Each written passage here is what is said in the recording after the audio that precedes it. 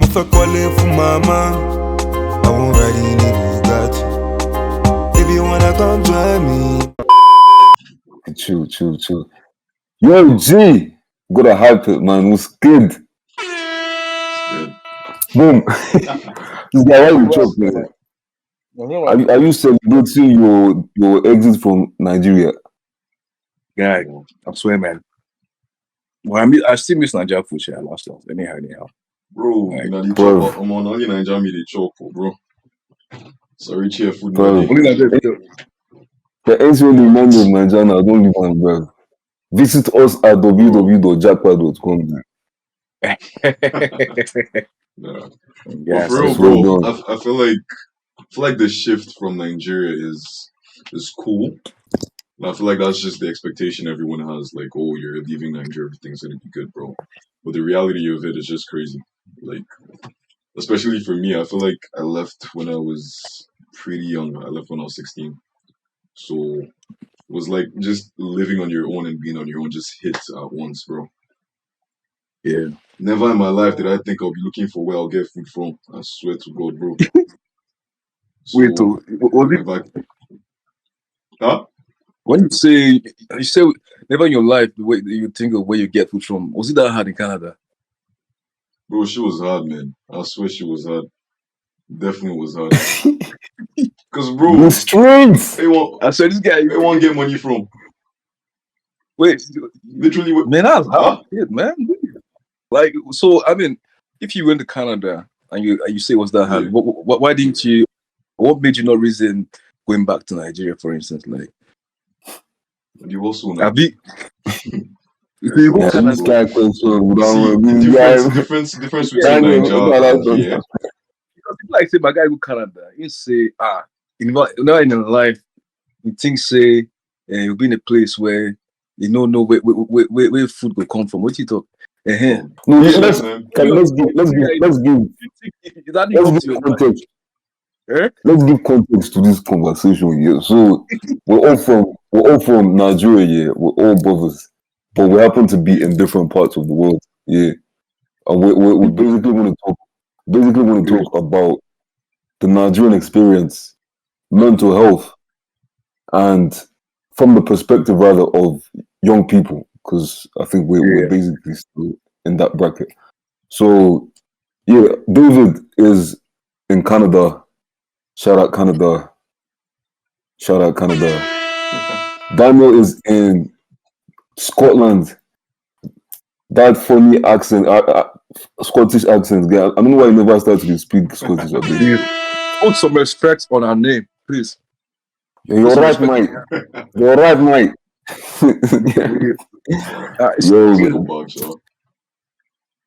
Yeah, man. Nigeria's a tense country, man. Yeah. See, the difference, right? The difference between Nigeria and here, right? We're suffering in Nigeria and suffering here is, bro, if you didn't Nigeria, you find where they come from. You know they come from anywhere. You understand? If I'm here and I feel that way, I know, last, bro, things could be okay. Yeah. Like at my age in Nigeria, who works, not at my age though, I'd say when I came here at 16, you literally can't get a good job anywhere. Yeah. It's not even normal. I feel like when you're back home, the normal age to start working, actually get a good job is, let me see, like 20, right? I feel like 20 is a good age. When you're 20 and you go look for a job, people actually listen to you, right? But bro, here, people start working when they're 14, 13. So I feel like it's just that cultural shift. It's the cultural shift though, and I feel like it's because of the pressure. Yeah. Because if you compare like African countries, yeah, not just African countries, like real conservative like societies, yeah, where families are functional, you'd realize like the families are able to afford their children the opportunity to, I'd say, learn before engaging life. Yeah. But out here in the West, yeah, in a more liberal society where everyone is pushing for their own self-independence, self-determination. From a young age, everyone is already like rebellious. Everyone wants to be on their own, do their own thing. So you see like from like age 15, 14, like they're already working and their aim is just to get off their family's home. So if you look at how most people live here, yeah, there's literally no guidance for that reason. So for the price of independence, you lose your guidance here, and that comes with a price as well. And coming from a place like Nigeria, yeah, like for me, it's like Nigeria is a place that has so much potential, so many resources. But like, as a result of poor governance, yeah, we've had to like suffer the reality and the repercussions of the situation back home. And the situation is one that has pushed us to take extreme measures, yeah, in order to survive. So it's like every Nigerian now, yeah, it's almost like you hear the term Nigeria, it's almost synonymous with survival because we know where we're coming from. If you're not carrying your weight, yeah, you're bound to just suffer, man, and there's nobody coming to help you. And that's just the reality of that situation. So I mean, being young people who are ambitious and are trying to make the best of life here, we're where we are and just trying to make the best of the situation, man. It's like I always say something like every Nigerian suffers from mental health, bro, mental health problems. It's like you can't escape it, man. 100%. It's the reality of. It's like everyone's talking Ukraine now, like we're talking Russia now. This one, Iraq, this one. But Nigeria is in constant state of bloody civil war. Is that a civil war? There's terrorists killing me. Like I was watching one video now in this Zambiza area. Nigerian soldiers are still fighting seriously, man. So like the idea that we move about as though there's peace in our country, bro, there's no peace, man. We know where we're coming from. It's a crazy place, man. Yeah, it's a real talk. I You see, think but the only difference for me is like I feel like we've learned as Nigerians to just normalize everything. I feel like we've come to the point where we don't really see things as issues just because of the way we are as people. I feel like because of the culture and everything, we just lean on other things that take our minds off it. If you know what I'm saying. Even when it yeah, comes to so I things like feel mental health, I feel like no one in Nigeria is focused on mental health. I don't think I've ever seen anyone go for therapy. I don't think anyone feels like it's needed. When you think about therapy in Nigeria, it's more of like a problematic thing. Like you need to have an It's actual problem. which man's Exactly. But then, bro, I can assure you, every single person in Nigeria needs therapy. They definitely need someone to talk to because there's a problem. But we just we lean on certain things to act as therapy for us, like music, movies. I feel like the face of Nigeria for me is entertainment. If you know what I'm saying. Like Nigeria is just a vibe. so It's just not coping just cruise, mechanism. bro. Not exactly. Not literally just cruise. Wahala day you go sing about them. Never chop for 2 days. You enter studio, they sing everybody they vibe with you. Nobody finds it Yeah, you. yeah. I Shit is swear, crazy, man. I I think that's swear. why I think that's why people can actually relate to our music, to be honest, man. Because it's Yeah. we always speak from a point of pain, like, and our pain is real, man. Nigerian pain is real. now It's the thing real. with the music for me is more like, and it's why I try as much as possible. So as much as one enjoys the music, I try to still get myself or back in the reality. But besides that, it's more for me like when it comes to that mental health thing and how people approach mental health. And I was saying, for instance, how why or the fact that we don't have a lot of Nigerians or what's the name therapies and readily available. For me, now it comes back to our core. You know, as to the spirituality. We need to talk about religion. We need to talk about culture. I mean, But that's what? time to what the same about coping mechanism now. Music is Yeah, coping mechanism. Religion yeah, is coping mechanism. Igbo is coping. Alcohol Literally. is. yeah, but And go these, back to Nigeria. Woman self coping mechanism. So all of these things yeah, for cool, bro. Literally. yeah, but these don't cater to the mental health. You know, it's like when someone has a problem in Nigeria, the first person you go to is the pastor. I practiced back in Nigeria for a couple of years now. I remember when we had a case in the Burns unit, yeah, and there was this, That man is a medical doctor, by the way, man. shout out to me, man. Shout So, out, shout out, shout out, shout out, shout out, shout out. Humble. good one, good Nice. one. So I was saying, yeah, so there's this lady here who's this 8-year-old baby or girl. She had brought in serious burns in the Burns unit, yeah, and we had, treated her for a week or 2 weeks, and she needed to stay longer. to receive proper care. You know what I mean? Can you believe the pastor of the pastor of what church? I don't know. Insisted or try to convince the parents to take the girl away for spiritual whatever intervention, and they did take her away. Yeah, That's not even the first time. I had multiple cases like that. Or maybe someone who came in dead, brought in dead, who should have been brought into the hospital straight, was taken to a church first, died in the church, and then was brought to the hospital. You know, so it's why it's to me. I feel the first go-to for a Nigerian, you know, is the church or the mosque or to find spiritual help. Whereas there is physical intervention, therapy in this kind of case, where someone who's having mental health issues is going to, you know, for spiritual intervention first. That's crazy. Yeah, but if you know, in the end, there's access. Is the access you have here, and that's why in the end, when it comes to this, like there always be mental health challenges here. yeah, But in order to escape mental health challenges, you need to access coping mechanisms. And when I say coping mechanisms here, we list all of these things, but I'll divide them into like healthy and unhealthy here. And everything is still down to balance, like how you moderate things. yeah, Some people will say, yeah, go to church. Yeah, you can go to church, yeah. But the thing is, like, how you approach that coping mechanism now, be it, say, advice or counseling from a pastor, for instance, is where the danger comes in now. You could be taking bad advice from the wrong person. You could be taking good counsel from the right person. Yeah. yeah, Same thing with smoking. Personally, I don't. I feel like smoking is something that one can abuse, but when used, you know, reasonably, actually has some benefits. I'm not talking cigarettes now. Yeah, I'm speaking of you know, the trees. this guy told that before. Cannabis, right? No, see, yeah, but in Canada, for instance, now like, apparently it's legal. Yeah, Yeah, I feel Yeah. it's legal. So you have societies that are starting to appreciate the actual health benefits of these things here. Even things like sex. Sex, obviously, that you can abuse sex, fornication, adultery. These are like the negative sides. But when you're having sex in like a proper manner, like there are benefits to it. Yeah. yeah, So it's like even with friends, kind of friends you keep around. Some friends actually bring you peace. Some friends Yeah. bring you problems. So everything needs to be done with balance. We're all gonna go for problems at some point in our lives here. yeah. The main thing is keeping ourselves in environments where we're able to sort of maintain that balance.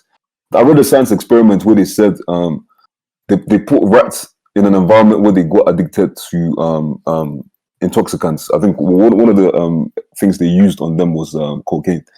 And then they realized they put them in a different environment, and then they put the cocaine there. But in this new environment, they put them. It was very good. Like they had fellow rats they could play with. They had food. They had women they could have sex with. And funny enough, they didn't go anywhere near the cocaine. They explored this other healthy patterns. Yeah. Yeah, and when we compared it to the human interaction now, it's like the same thing. Yeah. When we have access to healthy ways of dealing with our challenges, yeah, it makes it easier to cope with stress, mental stress. But it's in the absence of these things. Like Nigeria, for instance, now we're talking about therapy. Therapy is for the big men. How many Nigerians have money to afford therapy, bro? Like, bro, it's just real talk. People who don't even have money to eat here, you're telling them about therapy, bro. I mean, where are you? Right? You see, yeah, but the thing is, just like what you said about the whole rat thing, right? I feel like the difference in with Nigeria is like the issues that come with Nigeria. That is the cocaine, if you know what I'm saying. Like everything Yeah. else are literally the coping mechanisms. So then think about it this way, right? You give them food, you seclude them from, or you take them away from the cocaine, right? Yeah. Then they can now rehab and actually get better. Yeah. So you're learning to be away from it. But then imagine if you gave them all those things and still gave them cocaine. Yeah. We like It doesn't change problem. anything, yeah? Yeah. Exactly. So we like that's just what it is for we Nigeria. like And then I feel like problem with therapy, Yeah. therapy doesn't necessarily have to be, oh, you sit down with someone you're paying $100 an hour, right? I feel like therapy can be with anyone. But the issue in Correct. Nigeria is everyone just thinks the same way. Yeah. So the fact that everyone has that mindset is the reason why there's no one to talk to. Like, bro, I have parents, right? I've literally never sat down with my parents and said, "Oh, this is what I'm going through." You know what I'm saying? Yeah, Yeah. Never. Why? Why is that? that's No, Who but listen to you? When I Nigeria go is school, come back, Nigeria nobody is gives a military. shit about anything else, man. Nigeria is yeah. military standard, I bro. swear. And the thing, I was telling someone, my boss was asking me, because I told him I went to boarding school. Yeah, he was asking me whether it's a good idea to send kids to boarding school. For me, it's like, when I think, normally, like, I would say, let your kids grow up with the parents. Yeah, it's a healthy environment. But if you're sending them into a world that's not nice, you need to give them a realistic perspective of what real life is. Yeah. Boarding school for me was one of those, you know, orientations I got that prepared me for real life, bro. In boarding Bring school, her. man, you guys do on your Yeah, feet, man. yeah. You Bring guys her. do Push rugged, through. bro. Yeah, No, bro, you. you guys, You no, now body school go. Now body school go. You know you go for the school. oh, shout out to all my niggas that went boarding school, man. Yeah, No, I think we all no, did, right? yeah, this yeah. guy, man. Yeah, man, I think we all did, right? what did we went boarding school? Definitely. Like, real talk, though. And like, for me, yes, like, I can remember when the first time I went to boarding school, I was like 9. I remember, like, bro, I can't even lie, bro. I was crying. I was seeing my mom see go away, bro. I'm like, what the hell am I? But all these niggas around me, who the hell are these I people? swear, man. Yo, before you know what's Same happening, shit, same shit. before you know what's happening, man. Day 1, day 2, day 3, day 4, day 5, man. You just realize, oh, more, I did this place, so I need to find my way, man. And once your mind state starts calculating, yeah, you're already moving, like you're already adjusting. Yeah. Like maybe 1 month, 2 months go by, then you start maybe missing home, but you find a way to adapt to that reality, and that reality is stress, bro. Stress, bro. In the morning they wake you up by 4. I'll be 5. Go and do. Four. You do morning worship. You do sanitation. You clean up everywhere. You do if you go to assembly, from assembly you go to class. All these routines, bro. A lot of people lack structure in life, yeah. And this lack of structure breeds indiscipline. And it's the easiest kind of person to fall into depression, yeah, to face mental health challenges and not really deal with it properly are people that lack discipline, yeah. Because the level of discipline that's built in you is what really prepares you for the world. Like, it's like this concept of conditioning, yeah. In MMA martial arts, conditioning is where you sort of like prepare a part of your body to endure more pain. Yeah. Yeah. Yeah. If you condition your body well enough, yeah, you are stronger in a fight. Someone who hasn't conditioned their body, like, bro, once you give them small, bro, they don't fall, man. So that's my orientation. And I see a lot of young people who move these days, especially in a country like the UK, man. A lot of them haven't seen real life. Yeah. They haven't seen this hardship we speak about when we come from places like Africa, places like Nigeria, bro, man. They don't see these things. Everything is a luxury for them. They have this sense of entitlement. So the moment things start going haywire, yeah, they lose their bearing, they lose their foundation, and they start doing all sorts of stupid shit. In America, you hear one kid woke up one day and went to kill 10 children. Like, bro, all of these things, as bad as Nigeria be, man, we don't have this kind of problems. Like, yeah, because One the thing. system. Sorry to continue, No, but one thing is when you're looking at what's the name now. I'll try to connect a couple of things based on what at the point you brought up. I think first, when you look at what's the name, the thing of say the boarding house thing, is one thing we see that nowadays. I think that's even general. The fact that King David, you said something. Talk about you've never sat one day to speak to. I mean, to air your. I mean, to have that kind of conversation with your parents. And the thing is, nowadays the environment. I keep saying the environment is what raises people, as opposed to back in the day. Say you look at the holy books and everything, and you see that what kids learn, they learn from their parents. They're throwing their parents up, you know. But once now, once you're like 6 years or so, you're up in school. God bless you. Maybe it's a day school. When you get into a secondary school, you're up to boarding house. After boarding house, The next thing is university. And that's one thing the Nigerian system or the Nigerian ideology and where as a child, your life is already slated out for you. From school to school to school to school to work. So whether you're 16, 17, 18, so you're only expected to have finished school or begun life, say in your mid-20s or so. Whereas in this part of the world, it's more like once you're 15 or so, you have the right to say, okay, is school for me or is school not for me? Then you're able to take a different, you're able to take a different route in life. And now, also looking at, say, that how difficult things are for us in Nigeria, for instance. It can, there is a negative part of it, and there's a positive part of it as to the mental health thing as well. When you see me, for instance, I remember coming up, as a child, I was, say, quite timid. I wasn't really good in school. Maybe I think every time I remember myself in school, I'm like, what the hell am I doing here? Why am I learning 2 + 2? What the hell is this for? And it was later on when I got to secondary school, CSS2, I started putting 2 and 2 together. I'm like, okay, let me try to understand this. What's the sense in me being here?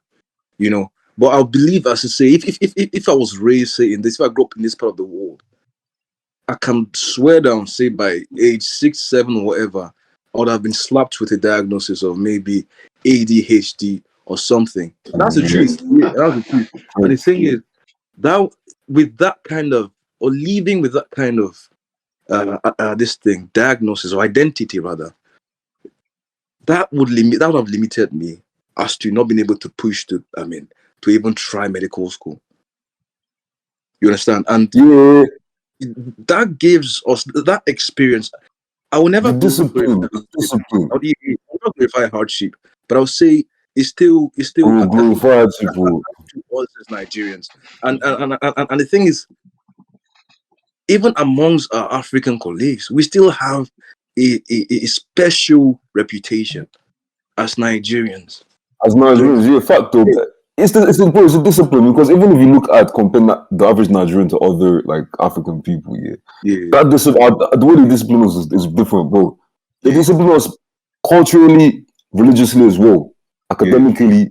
All of these things are there, And for me, it's like a lot of us that have parents that have foresight, They, I think a lot of them tie into what Jordan Peterson was talking about. How like you need to prepare your children based on the reality of society. You can't be milking them. You can't be trying to overprotect them in a world where they're lions, bro. You need to be toughening them up for the day when they are out in the wild and need to face some of these challenges. And the problem is, if you do not take time, to strengthen your child when it comes to their resolve, that life will do it for you or will break them in the process. So it's for you as a parent now to just ensure they're in that military mind state. And when I say military mind state, military mind state is a state where you're always prepared. You're prepared for the worst. Because in this world, as a man especially, bruv, anything can happen. Anything can happen. Today, everything is nice, but when you have that discipline, you understand that the good times are the times when you're preparing for the bad times. And it's those people that have taken the good times, taken advantage of the good times to prep themselves, that survive in those hard times. And for me, it's like, Nigeria, as bad as it is, man, as bad as it is, at times I wish things could really get better. It's prepared us to take over this world, man. You talk about how Nigerians are taking over, bro. It's because of where we are coming from. We know where we are running from. We know where we are running from. But the thing is, at the end of the day, it's King David, sorry, man. Now you're looking at, I think still coming back to the topic now. I will maybe act the devil's advocate here, because it's more like, okay, we're looking at hardship. But at the end of the day, what do we have to show for this so-called hardship? We're running away from our country. You understand? Whereas you come now. Our country wasn't technically. Wait, guys, chill. I remember when I walked in National Hospital. Okay. Now in Nigeria, as the first hospital I worked with were short staffed as doctors, overworked. I ran away from there, went to National Hospital. Short staffed again, overworked. We came to a point where we're just 20 house officers in the entire hospital. That's 5 house officers in each department. It was so bad that even our senior colleagues had to start doing the job that we were doing. So the issue came so bad that say one of the heads of the hospital had a meeting with the house officers, and we were hoping that this guy had observed our situation, our peril, and is coming to give us good news that we're going to get more colleagues to support us. What my guy said was, he said 20 years ago, in his time, there were just 2 house officers in the hospital. You know, and anything to do with that, we are just complaining. But this you just said now was a Nigerian problem. It's the mentality, and the thing is, now, where that mentality is, there will be no progress. So for me, is if the same thing that is going on today is same that was 10 years ago, doesn't that tell you that there is no progress? Must your children suffer? These people, Can we differentiate? Can we differentiate between education now and enlightenment? Yeah, education for me is the burden of Nigeria. You have educated fools, yeah, too many educated fools. And in that box of education, yeah, people end up becoming masters of stupidity. Enlightenment, bro, is when someone has been educated, has attained wisdom, and is using that wisdom to empower people, not imprison people. Yeah. This talk of that you just mentioned now, that because I suffered, other people should suffer. Or other people should be willing to suffer, is the problem with Nigeria. I'm telling you. If people were more concerned about lifting the loads of people, you find out that you're uplifting them. And by uplifting people, you're enlightening them, bro. Like, you don't enlighten people by putting people down. You enlighten them by taking off their weight, bro. It's called enlightening. Like, bro, either you are picking up their weight or showing them way, bro. Like, see, Paul, what you're saying about Nigerians taking over, right? Bro, now the people way they privileged enough to leave Nigeria, are be able to take over. facts. All this mentality, bro, you literally know they carry anybody anywhere. Because we've had this conversation before, I'm pretty sure I've said this before, like, Nigerians or Nigerian parents, right? They have big aspirations for their children, right? Yeah.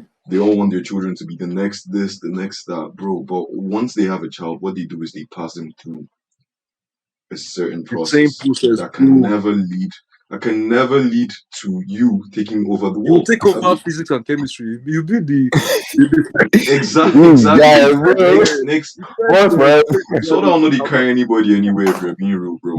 Daniel, as you said, you're talking about the whole you growing up and how if you were in a different place they could have labeled you with a certain thing. Yeah. Right? That's just one way to see it. The way I see it is you would have had more room for actual creativity because other countries are more inclusive, if you know what I'm saying. Yeah. Nigeria, what happens is they try to force people to be a certain way or a way that they feel like is the right way, which necessarily isn't correct. Yeah. You now, I feel like you're a very creative person. Right? Yeah. I'm telling you, Nigeria is not the place for you. Nigeria literally does not support creativity. Except in writing. If Daniel suffered enough in Nigeria, it would be the place for him. You know, like, you have to suffer in Nigeria for it to become a. If you're all this musician story now, if you had to suffer, it was suffering. Yeah, you know, it was something that made them bring this guy, man. And that's what I'm saying about money. That person. Is that, bro? I can't imagine. Wait. Before I left Nigeria. Wait, you say my super Nigeria is better for me. No. See, let me tell you something. Like, when I started doing music, bro. They are good. When I started doing music, Nigeria already suffer. The cost of for example. Literally, bro. Bro, the pain will inspire you to sing music, man. Bro, don't I just pain, bro? You go sing song, tired, bro, man. Because you're trying to escape any way possible, bro. Any avenue possible. So sorry, bro. But was that inspired you to sing all the songs? Like the pain was too much. Like, bro, I'm not even start, man. First off, it's the pain. I know the music in Nigeria, there's this stigma to it, like it's only people that do music here. And for me, as a Nigerian, bro, the state of that environment here will push you to start having mental problem. Once you start having mental problem, you don't care about anybody again. Once you stop caring about anybody doing, bro, you make your music where. Bro, And see, bro, wait, I mean, the psychology of music in Nigeria. calm down. So from what Paul is saying now, the main this thing was the main ingredient to succeed is in Nigeria. Baba, go back to Nigeria. No, see, let me tell you, see, gather see, first off, you need the pain. Yeah, and then you need Igbo. Why do most Nigerian artists smoke Igbo and beg? Bro, what I'm Okay, saying no, now, let me bro. what I'm saying is you want to sing song, Abi. You want to succeed in music. Oh yeah, go back to Nigeria, let the feel the pain. Bro, that's it. Me, that pain, after that pain inside me. Bro, when I'm working, I'm a working package of the pain, the struggle, everything, bro, that makes you Nigerian, man. I'm not being honest with you, bro. And then when I start breaking down the Nigerian reality, bro, like people say I get personal because, bro, like, But Paul, you know the thing, eh? They should be saying one thing about Nigerians. Be say they love they argue without suffering. I can't even lie. no. What else can you Bro, do?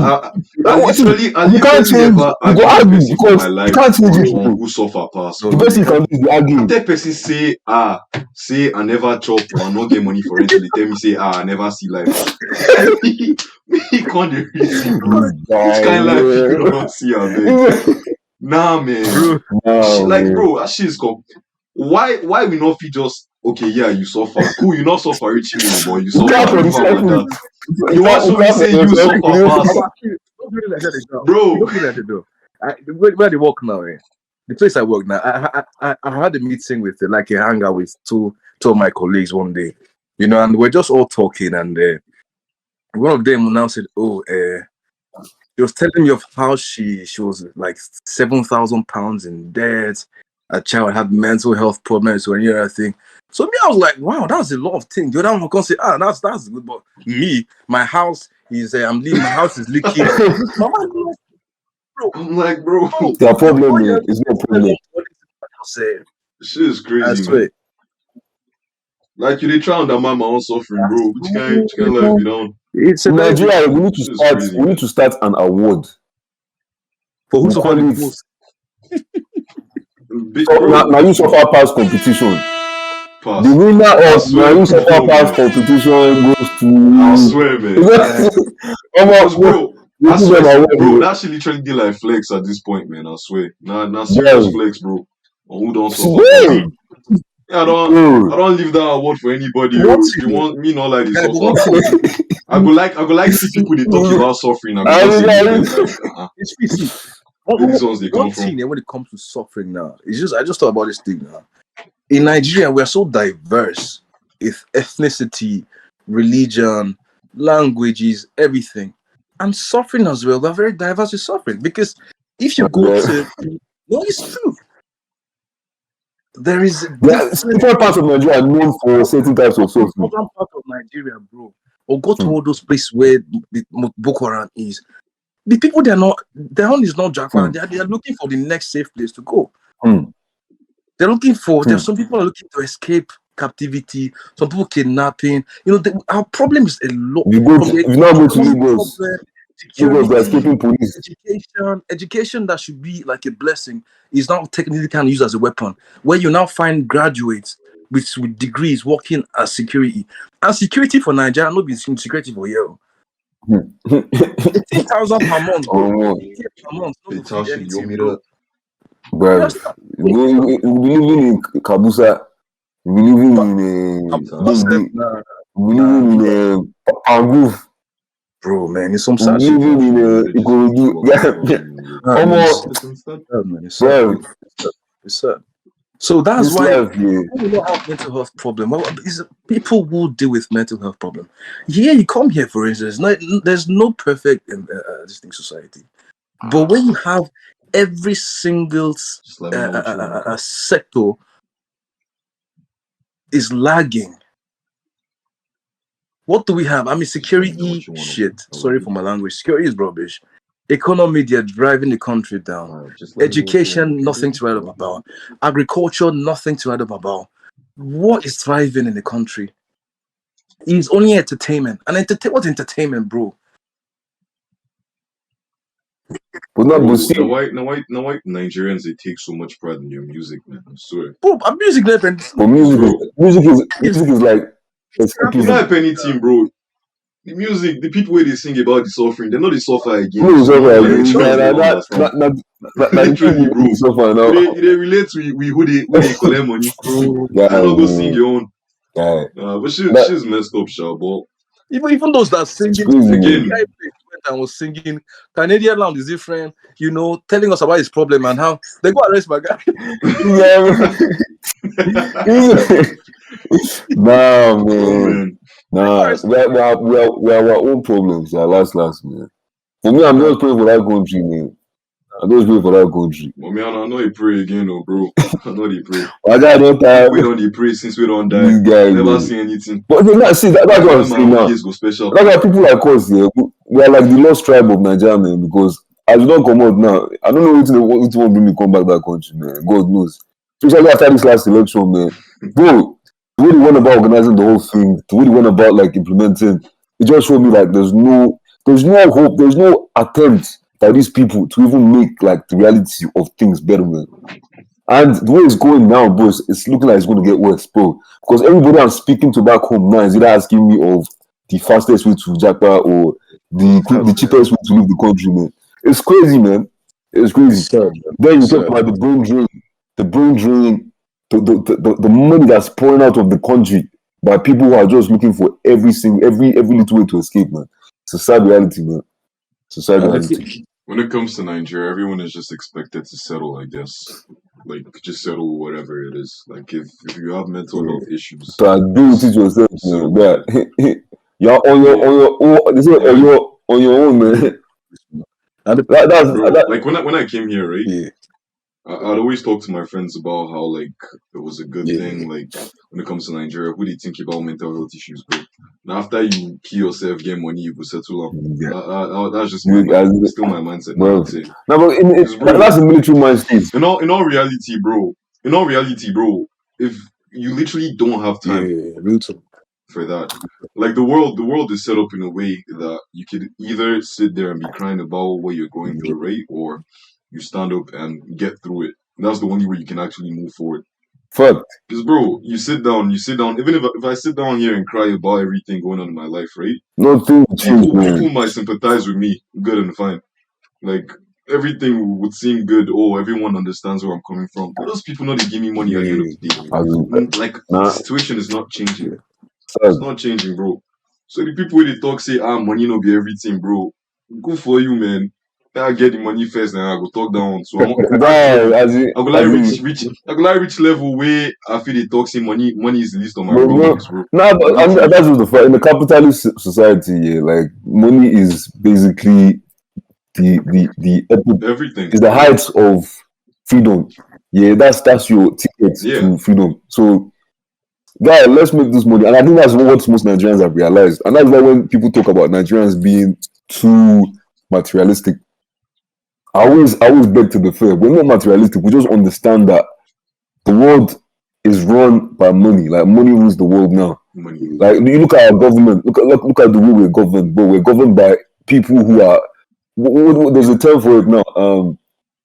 It starts with P. That if you're governed by thieves, yeah, it's a plutocracy.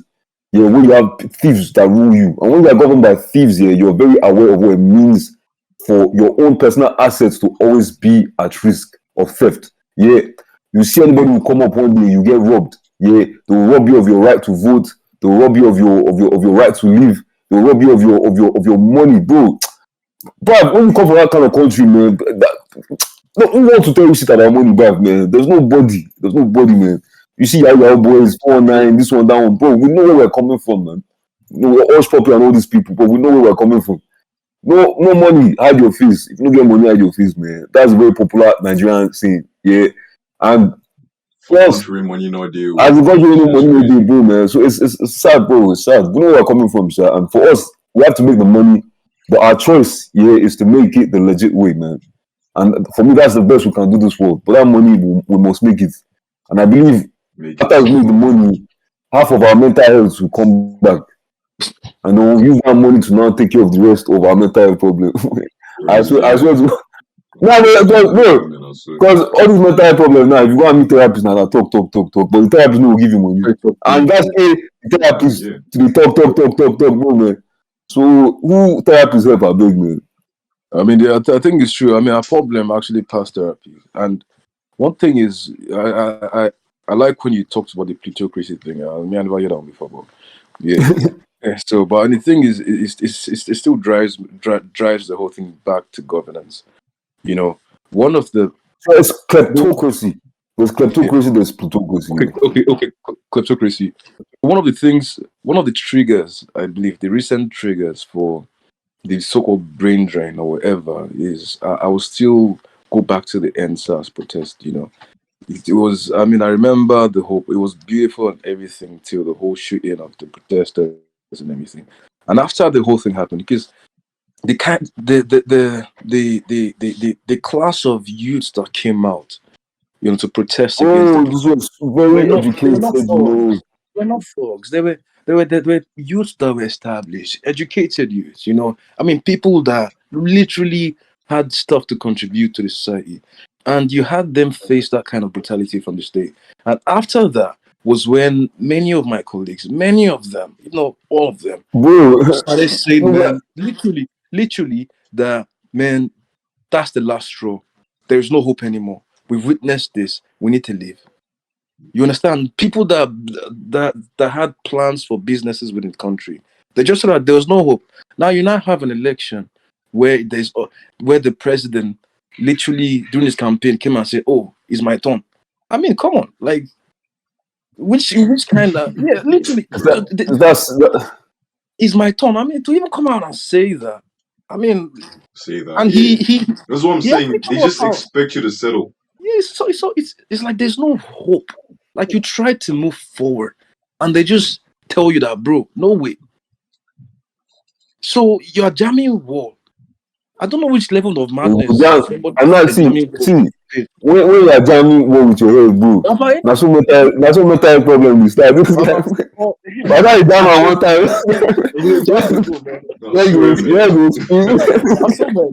I swear to God, I've been jamming wall for years. We have been jamming wall for years. That's because of our mental health, yes. Election after election, rubbish after rubbish, jamming wall on, and yeah, Baba, as you said, you jam wall your head on top wall many times. What next? Your brain will knock me, man. I swear to God, man. While I be like Nigeria, man. Guys, I swear, the best we can do is keep talking, we'll keep encouraging our people, man. I swear, and that's the best. Yeah. Like small things are getting better, Sha. That's the fact that people are speaking more. Now, small. It's for me. It's for like we the conscious youths here. Like we carry the weight of the future. So I'm not even looking at any of these old people again. But I swear to God, man, their times just come and go. I swear, they've done enough. They've done enough damage. They've done enough stealing. They've done enough meddling with our minds, bro, man. And it's time to just take our power back, man. I swear to God, man. It's just that time. My job. It's that time. Yeah. Actually, pray for the country as well, man. Prayers. We can pray, man. I beg you, like, I don't know this PUBG thing. Are you guys game to play PUBG? I beg. Like, I don't know. Not to do therapy do this, listen. No therapy, guy, man. We don't finish. I swear. We conclude the video. The mental health conversation don't give me mental health problems, man. I swear, man. You guys, PUBG. Bro, when we play PUBG, maybe the person who calls play PUBG. We're finding any single way to escape our sad reality, man. Escape, I swear. Which reality? I swear, man. I like PUBG. I don't go live, so but bro. PUBG is like it could be Nigeria. It could give you a Nigerian situation because you will try hard. They want idiots. You don't snipe people. You don't try. Man. You don't snipe people. So all these games, bro. Man. All these games, me not even know, bro. They're not the time. I won't ride in the Bugatti. If you wanna come join me, man.